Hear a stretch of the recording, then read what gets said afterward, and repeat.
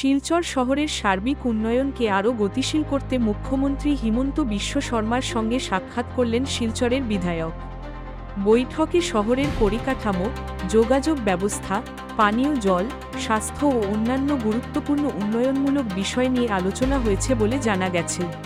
সূত্রের খবর, মুখ্যমন্ত্রীর সঙ্গে অনুষ্ঠিত এই বৈঠকে শিলচরের চলমান এবং প্রস্তাবিত একাধিক উন্নয়ন প্রকল্পের অগ্রগতি নিয়ে বিস্তারিত পর্যালোচনা করা হয়।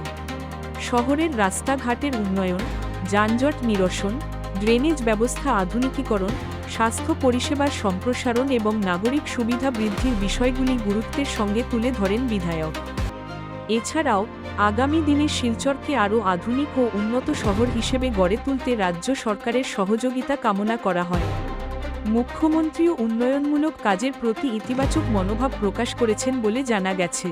শিলচরের মানুষের দীর্ঘদিনের চাহিদা ও বিভিন্ন উন্নয়নমূলক বিষয় নিয়ে মুখ্যমন্ত্রীর সঙ্গে আলোচনা করেছি।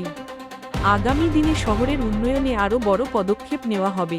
শিলচরের উন্নয়নকে কেন্দ্র করে এই বৈঠককে অত্যন্ত গুরুত্বপূর্ণ বলে মনে করছেন রাজনৈতিক মহল ও সাধারণ মানুষ। এখন দেখার বিষয়, আলোচিত প্রকল্পগুলির বাস্তবায়ন কত দ্রুত হয়।